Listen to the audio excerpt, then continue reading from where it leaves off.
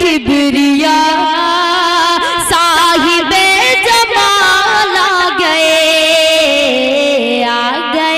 حبیب کبریا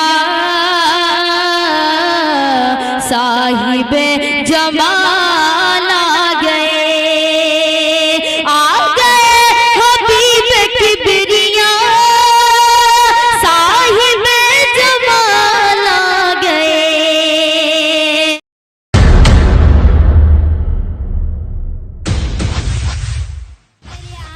کو دعوت دیتی ہوا ہے اور تقریر پیش کرے. نہ ہو جسے جینے کا ہونا وہ انسان کیسا ہے، نہ ہو جسے جینے کا ہونا وہ انسان کیسا ہے، اللہ سے جو غافل وہ مسلمان کیسا ہے. میں مانتا ہوں تم افسر ہو زمانے کے، میں مانتا ہوں تم افسر ہو زمانے کے، لیکن کبھی تم پڑھ کے دیکھو رب کا قرآن کیسا ہے.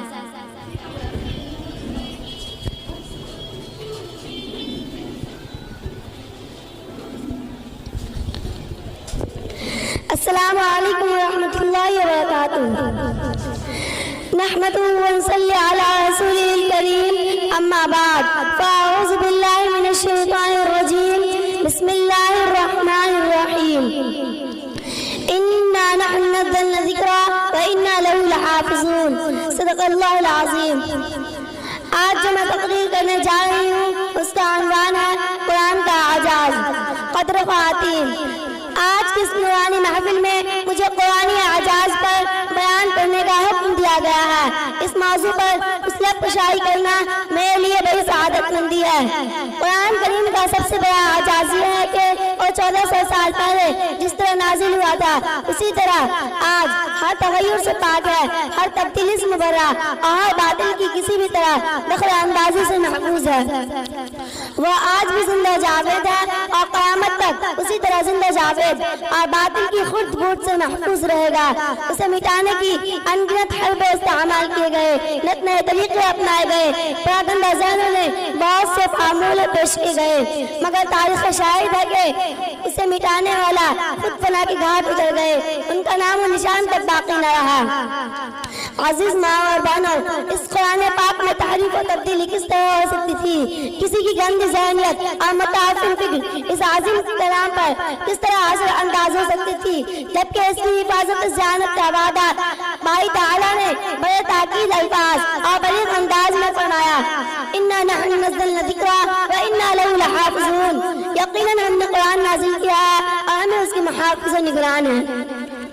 تاریخ شاہد ہے کہ نزول قرآن کے وقت سے ہی قرآن کے دشمنوں کی ایک بڑی تعداد اس کوشش میں رہی کہ قرآن کو اور قرآنی تعلیمات کو ختم کر دیا جائے، لیکن خدا تعالیٰ نے اپنے کلام کی حفاظت کی اور اس طرح حفاظت کی کہ اس خدائی نظام حفاظت کو دیکھ کر عقل حیران و شجر رہ جاتی ہیں. آپ جانتی ہیں کہ ہر زمانے میں قرآن کے دشمن رہے. حضور صلی اللہ علیہ وسلم کے زمانے میں کفار کی ایک جماعت قرآن کے کلام الہی ماننے کے لیے تیار نہیں تھی، یا پھر تعصب و عناد کی بنیاد پر وہ قرآن کے منکر تھے. انہوں نے ہر طرح سے قرآن کو مٹانے کی کوشش کی، لیکن ان کی ساری کوشش رائیگاں رہی. کیمینزم اور اس کے پجاریوں نے بھی کلام الہی پر الغار کی اور آج بھی دنیا اسی قرآن کریم پر اعتراضات کی بچھارے کر رہی ہیں. نہ جانے کتنے پمفلیٹ مضامین تقاریر کے قرآن کے خلاف زہر اگل رہی ہیں. دشمنی اعلان کی آندیاں اس چراغ حق کو بجھانے کی انتھک کوشش کر رہی ہے، جن سے چراغ حق کو کیا چراغ خانہ بھی نہیں بجھ سکتا. نور خدا ہے کفر کی حرکت پہ خندہ زن، نور خدا ہے کفر کی حرکت پہ خندہ زن، پھونکوں سے یہ چراغ بجھایا نہ جائے گا.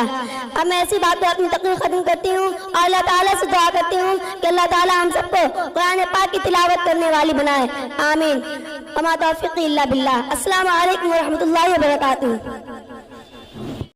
اگر ہماری ویڈیو اچھی لگی تو حسنین اردو میڈیا کو لائک کریں، کمنٹ کریں، شیئر کریں اور سبسکرائب کرنا بالکل نہ بھولیں.